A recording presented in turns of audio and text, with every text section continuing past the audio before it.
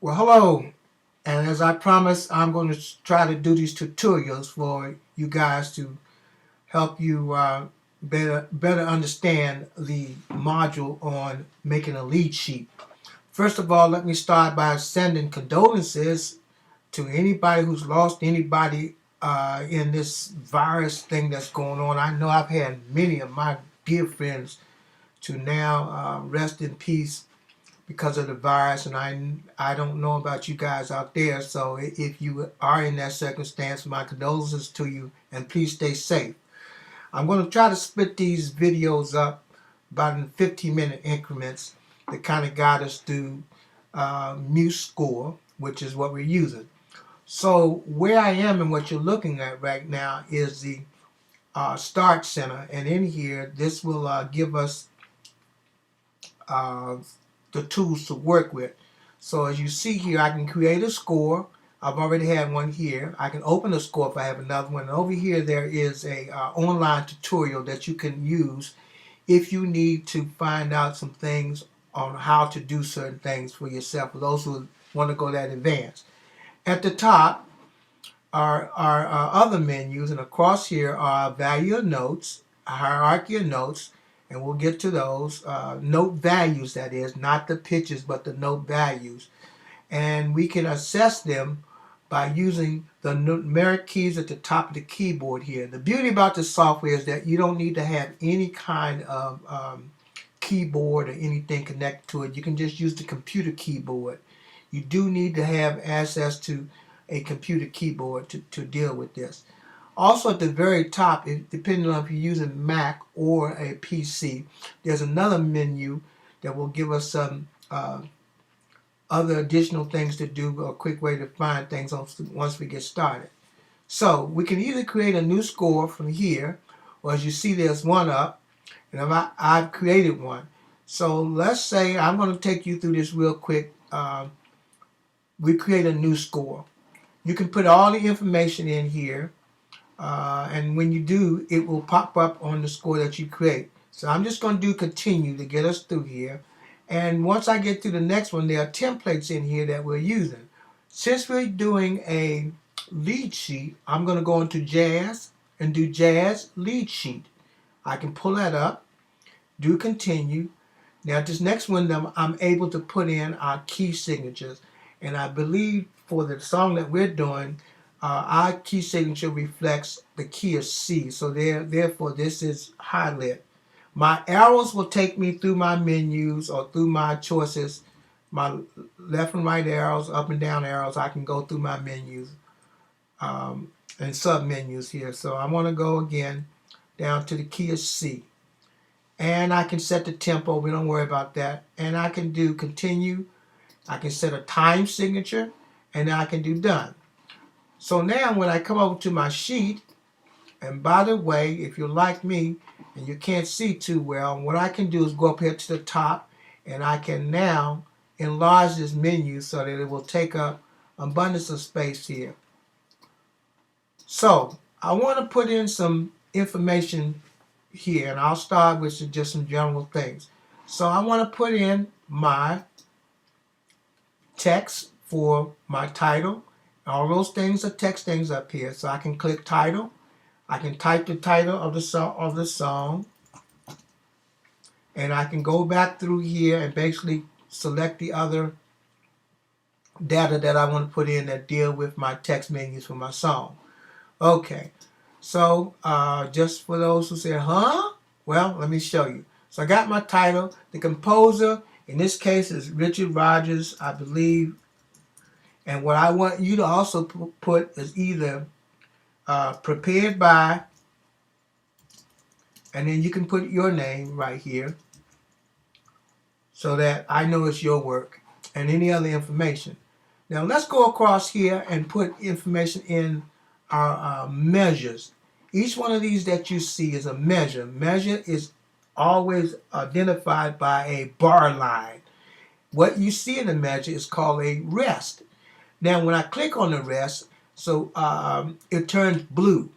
If I want to deselect the rest or anything, the best tool to use is the escape key on the left hand side at the top corner. Press escape, and everything is neutral. So no matter what, you won't make any mistakes.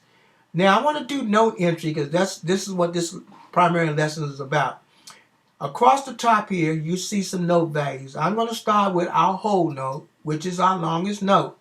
And when I click on it, it also lights up here my whole rest. My numbers across the top, 7 will be my whole note, 6 will be for my half note, 5 will be for my quarter note, 4 will be for my eighth note, and if I had a 16th note, it would be 3. Primarily, we're going to be using 4 eighth note, 5 quarter note, 6 half note, and 7 whole note, and we'll get to these other things over here. Escape, I click on my rest. I do believe our particular piece of music starts on eighth notes. So I'm going to click eighth note, which is what? 4 exactly.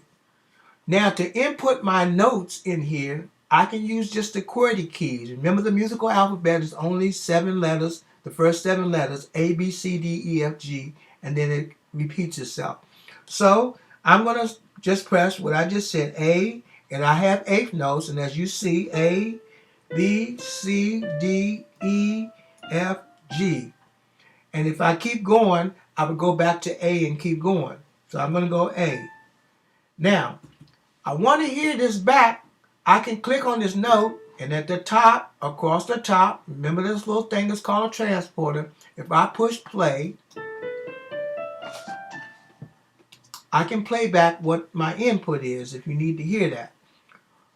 Now, at any point, I want to add some more notes. Let's say I'm going to go to my second measure, so I can either click on a blank piece of the page, which I suggest that you, if you can, and you feel comfortable with it, you can, or escape, click on a note.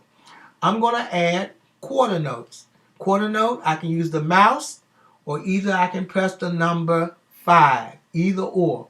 I'm using the mouse, and I can do the same thing. So what I'm going to do is put my notes, A, B, C, D, E, F.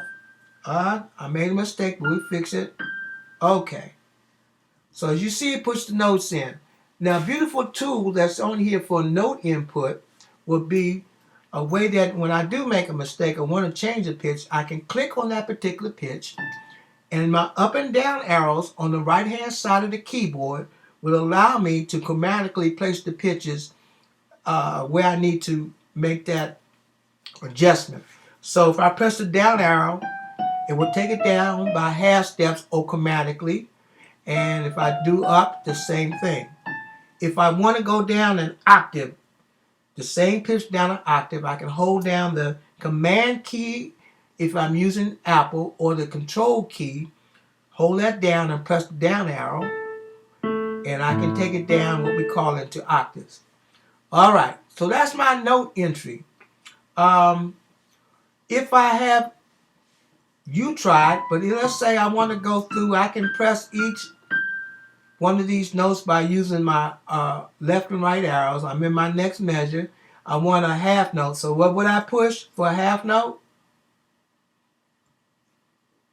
No, not 5, but 6. There's my half note. I can put in a half note. Now, I want to bring these down an octave. What would I do? Command or control, down arrow. I want to go down another octave. And I can do the same here. That's my note entry. If I want to put an accidental on the note, I don't think we have to, but you can also do an accidental. There's another thing that's up here that we can do. We have a palette up here. If you go to View, and the shortcut is F9 on your keyboard, your function 9. Sometimes you have to push the function key, I believe, on a PC, or you may have it at the top marked F9 if you look across the top of the keyboard, F9. But let's go here, and we'll get this palette. Here's this palette, and you can move this palette out the way, so left or right, whatever way. If you're lefty, you can put it over here. If you're righty, over here. And here's some of the things that we can also use in addition to the add up here for our notes. So if I want, and as I click each one of these, they open up a sub menu. So there we got time signatures, or our key signatures rather, our clef signs. We'll be using these and talk about these later. Some other things in here, bar lines. Here's a text tool for some things we're going to do, we'll talk about. And in general, these are the functional tools that we can use in order to create this document that we're dealing with. So, I know time is short, and that's a lot to do. If you can practice this, and practice with the notes that you see on the sheet for some enchanted evening that I gave you. I believe I have it here somewhere. Let me see if I can open it up, because I had started it. And just to show you, if I can open it, how it should look with my note. Probably not. I'm not, because I'm looking for it. Of course, I'm not going to find it. And because this is a short video, so I'm not going to go through the struggles of trying to find it. I thought I had it up. But oftentimes what happens when you have a recent, here we are, I found it. You can go to File, and you can go to Recent, and it'll pop up. So, here is where I started Some Enchanted Evening. I'm going to stop at this point and get these notes in. You can take, again, if the note has an accidental, like this sharp here, I can click on it, and I can use my up and down arrows to get the right note.